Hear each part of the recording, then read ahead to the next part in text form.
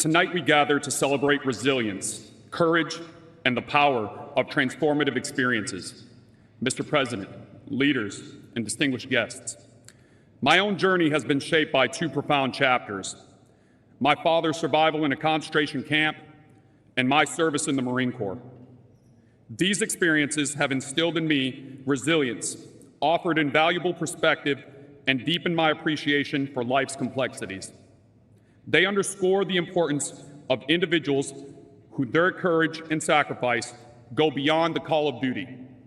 Tonight, as we come together to honor such remarkable stories and achievements, let us be inspired by the profound impact one person's journey can have on shaping our world.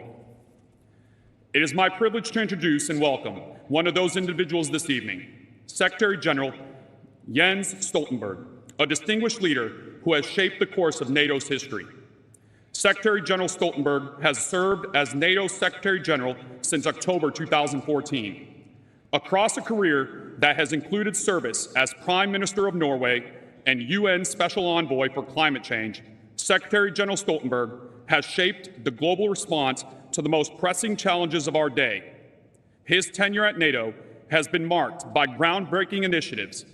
Under his leadership, NATO has implemented its largest reinforcement of collective defense since the Cold War, enhancing readiness to address terrorism, cyber threats, and hybrid warfare.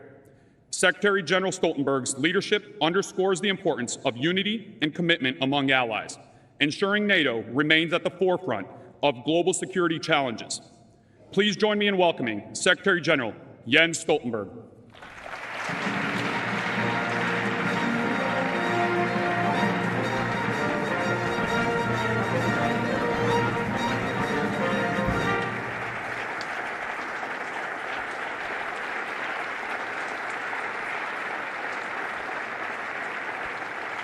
Thank you. President Biden, heads of state and government, excellencies, ladies and gentlemen. It is a great honor to be with you here today, and it's good to see so many friends. 75 years ago, in this very room, NATO's founding document, the Washington Treaty, was signed. Our alliance was created by people who had lived through two devastating world wars. They knew only too well the horror, the suffering, and the terrible human cost of war. They were determined that this should never happen again. So they founded NATO with a clear purpose: to preserve peace and safeguard freedom. A solemn promise, an ironclad commitment to protect each other, one for all and all for one. I have great respect for the Washington Treaty, not least because it is so short. Just 14 paragraphs, only a few pages. Never have so few words meant so much to so many. Peace has been preserved, freedom has been safeguarded. That makes NATO the most successful alliance in history. When I arrived at NATO 10 years ago, I was told that while it may be the most successful alliance in history, it was not the longest lasting. That honor belonged to the Delian League of ancient Greek city-states. But the League lasted 74 years. So in this 75th anniversary of our alliance, we can finally say that NATO is not only the most successful and the strongest, but also the longest lasting alliance in history.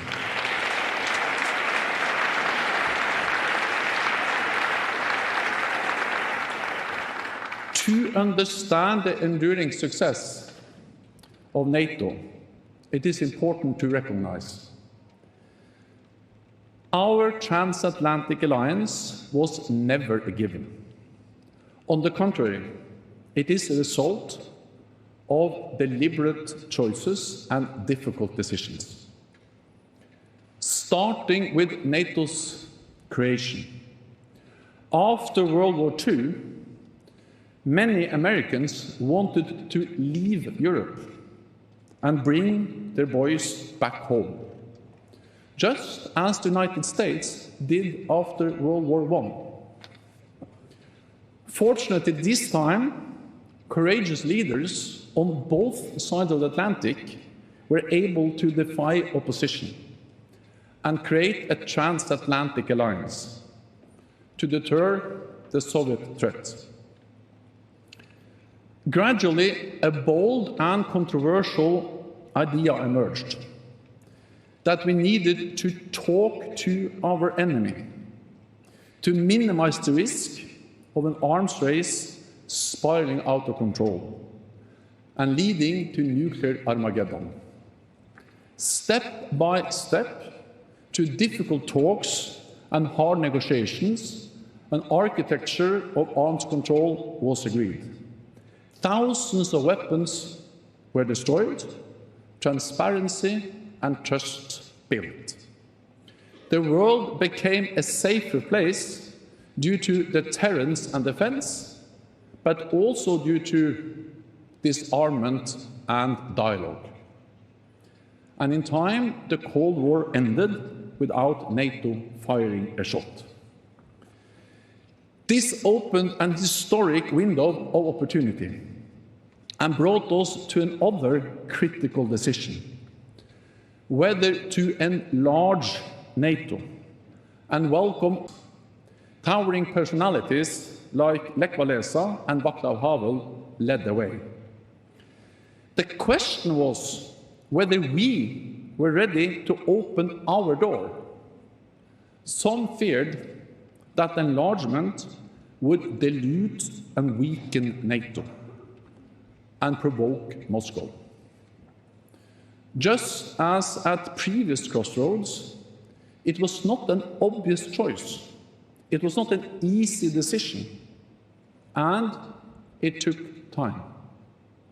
But in the end, we stood up for the right of every nation to choose its own path. We opened NATO's door. Hardly any decision in modern history has changed Europe more profoundly.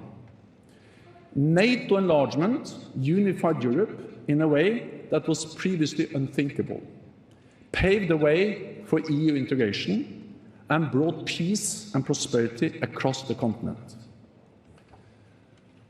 Allies showed clarity and determination then, as we must continue to do now. Russia's war against Ukraine is the biggest security crisis in generations.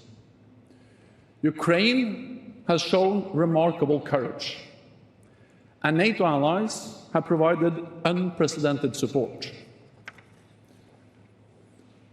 But let's be honest, not even our support for Ukraine has been a given. It is not straightforward, because our support comes with costs and risks. The reality is there are no cost-free options with an aggressive Russia as a neighbor. There are no risk-free options in a war. And remember, the biggest cost and the greatest risk will be if Russia wins in Ukraine. We cannot let that happen.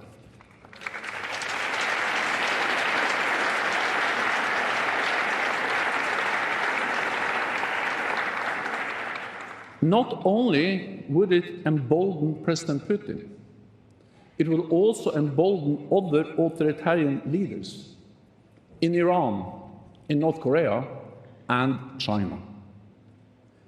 They all support Russia's brutal war. They all want NATO to fail.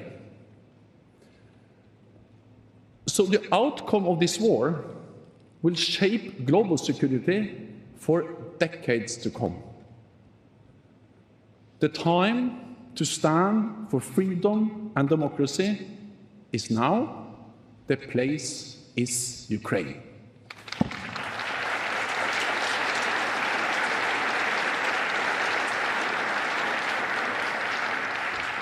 Over the last 75 years, the transatlantic relationship has weathered many storms. We are bound together not only by interests, but also by history, tradition, and values. But our alliance should not be taken for granted. It was not a given in 1949. It is not a given now. And it will not be a given in the decades to come. Everyone in this room has the responsibility as political leaders, as experts, as citizens. We must show the same courage and determination in the future as was demonstrated in the past when NATO was founded and shaped. The future of our alliance depends not least on our men and women in uniform. They put their lives on the line each and every day to keep us safe. Yesterday, I laid a wreath at Arlington National Cemetery to pay my respects for those who have made the ultimate sacrifice. We owe them an eternal debt of gratitude. We honor them all. Mr. President, dear friends, our alliance is not perfect, and we will continue to face difficult decisions in the future. I do not know what the next crisis will be, but I do know that we are at our best when we take difficult decisions with political courage and moral clarity. And I know that we are stronger and safer together in NATO. It is good to have friends. Thank you.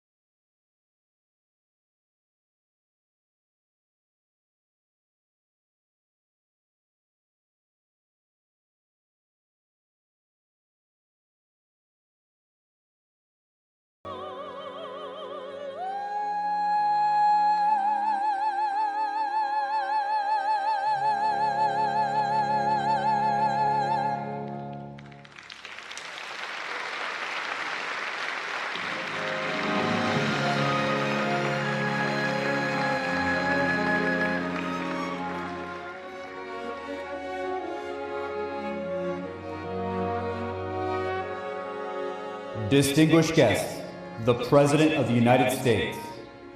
Invité distingué, le Président des États-Unis.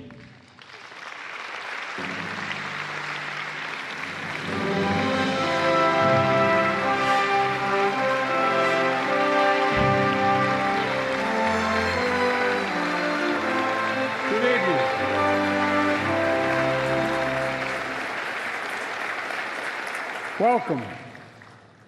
In 1949, the leaders of 12 countries, including President Truman, came together in this very room. History was watching. It had been 4 years since the surrender of the Axis powers and the end of the most devastating war the world had ever known.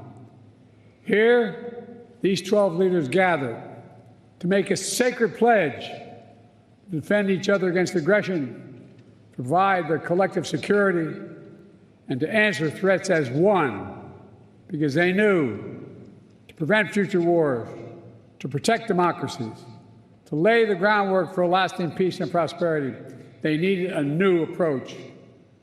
They needed to combine their strengths. They needed an alliance.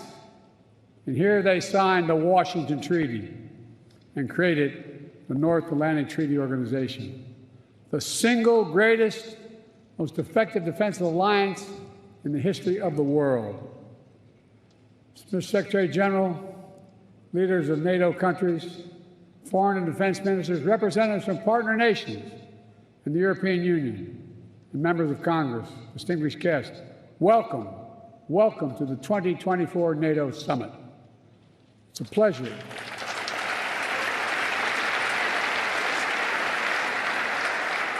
It's a pleasure to host you in this milestone year, to look back with pride at all we've achieved and look ahead to our shared future with strength and with resolve. Together, we rebuilt Europe from the ruins of war, held high the torch of liberty during long decades of the Cold War. When former adversaries became fellow democracies, we welcomed them into the alliance. When war broke out in the Balkans, we intervened to restore peace and stop ethnic cleansing. And when the United States was attacked on September 11th, our NATO allies, all of you, stood with us, invoking Article 5 for the first time in NATO history, treating an attack on us as an attack on all of us, a breathtaking display of friendship that the American people will never, ever forget. Through all this history, when great changes occurred, people would ask, can NATO adapt? And every time we proved we could adapt, and we did, evolving our strategy to stay ahead of threats, reaching out to new partners to increase our effectiveness. And here with us today are countries from the Indo-Pacific region. They're here because they have a stake in our success, and we have a stake in theirs. Today, NATO is more powerful than ever, 32 nations strong. For years, Finland and Sweden were among our closest partners. Now they have chosen to officially join NATO, and because of the power and meaning of Article 5 guarantee, that's the reason. It was the most important aspect of the alliance in 1949, and it is still the most important aspect.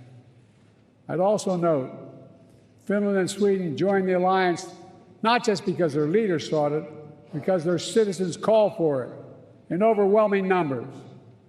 Remember, NATO's character is fundamentally democratic, always has been and always must continue to be. And today, NATO is better resourced than it ever has been. I want to pause on this because it's significant. In the year 2020, the year I was elected president, only 9 NATO allies are spending 2% of their defense GDP on defense. This year, 23 will spend at least 2%. And some will spend more than that. And the remaining countries that have not yet reached that milestone will get there soon.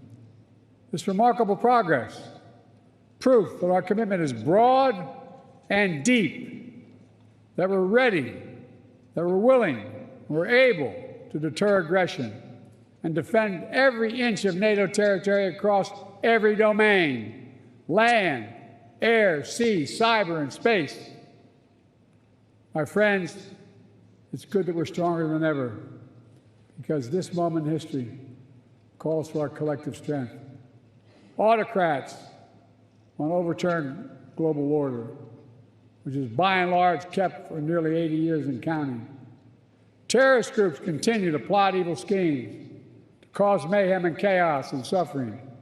In Europe, Putin's war of aggression against Ukraine continues, and Putin wants nothing less than Ukraine's total subjugation, to end Ukraine's democracy, to destroy Ukraine's culture, and to wipe Ukraine off the map. And we know Putin won't stop at Ukraine. But make no mistake, Ukraine can and will stop Putin.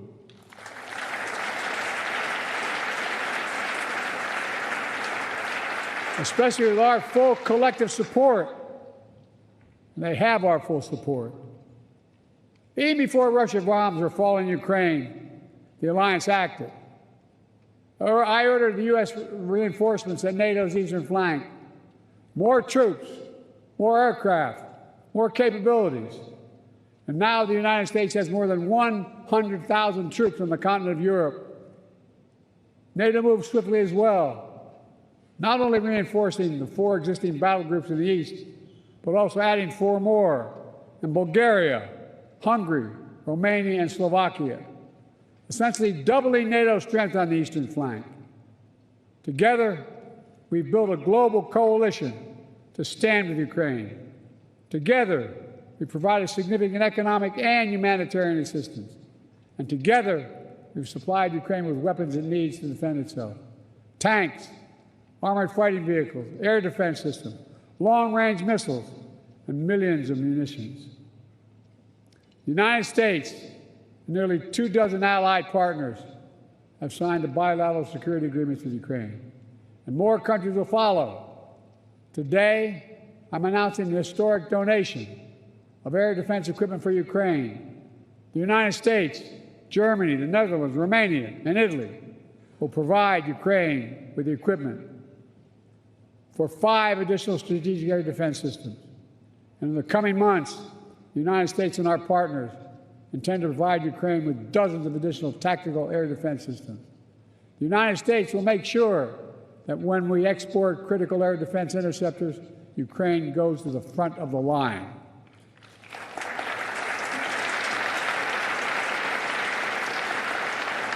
They will get this assistance before anyone else gets it. All told, Ukraine will receive hundreds of additional interceptors over the next year, helping protect Ukrainian cities against Russian missiles and Ukrainian troops facing air attacks on the front lines. Make no mistake, Russia is failing in this war. More than 2 years into Putin's war of choice, his losses are staggering. More than 350,000 Russian troops dead or wounded. Nearly 1 million Russians, many of them young people, have left Russia because they no longer see a future in Russia. And Kyiv, remember, fellas and ladies, was supposed to fall in 5 days, remember? Was still standing 2.5 years later and will continue to stand.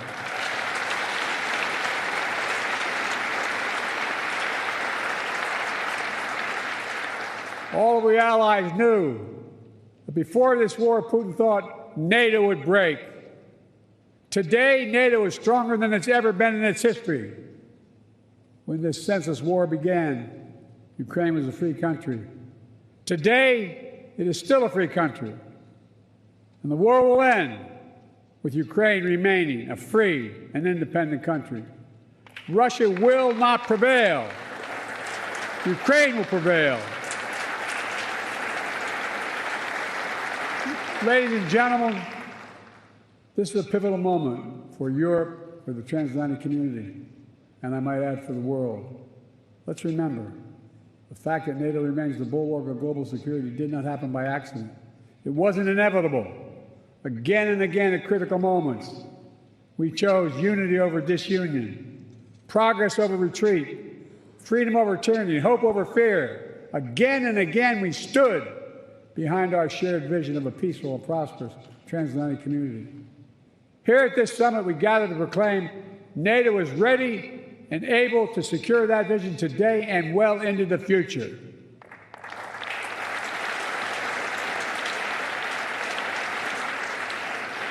Let me say this. An overwhelming bipartisan majority of Americans understand that NATO makes us all safer. The fact that both Democratic and Republican parties are represented here today is a testament to that fact. The American people know that all the progress we've made in the past 75 years has happened behind the shield of NATO. And the American people understand what would happen if there was no NATO. Another war in Europe, American troops fighting and dying, dictators spreading chaos, economic collapse, catastrophes. Americans, they know we're stronger with our friends, and we understand this is a sacred obligation. As President Reagan put it, and I quote, "If our fellow democracies are not secure, we cannot be secure. If you are threatened, we are threatened. If you're not at peace, we cannot be at peace." Reagan knew it then, and we know it now. Our nations will continue to keep faith with what we pledged in years to come. Now, if you'll indulge me, I'd like to end my remarks in a slightly unusual way. NATO is an alliance of nations, but also made up of leaders. And one person in particular has done an extraordinary job leading NATO for the last decade. Secretary General Stoltenberg, would he come forward?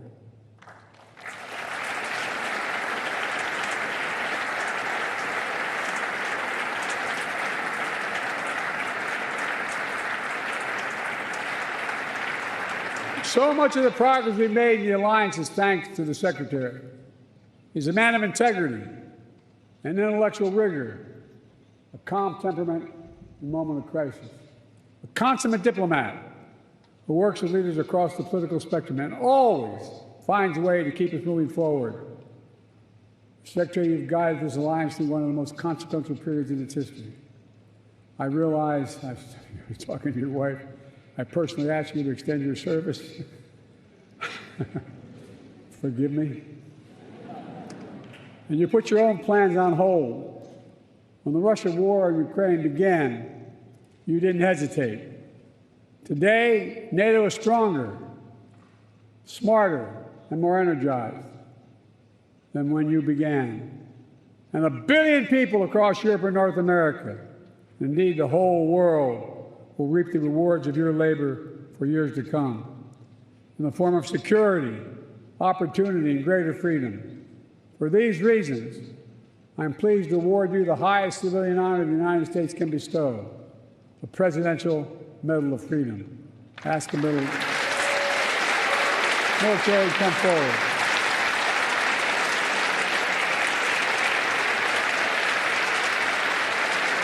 I'm asking to read the citation.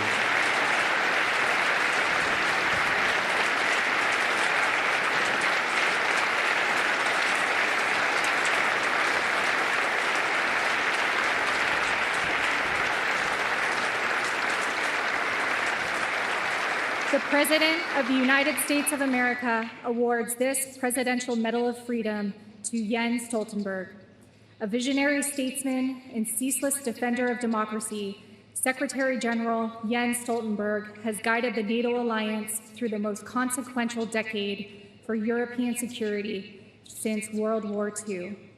When Vladimir Putin launched his brutal assault on the people of Ukraine, betting that NATO would break, Secretary General Stoltenberg proved him wrong. Under his stewardship, NATO has become stronger and more united than ever, and Americans for generations to come will benefit from the safer world he helped create. He demonstrates that the core truth of the alliance is as powerful now as it was 75 years ago. Together, we are stronger.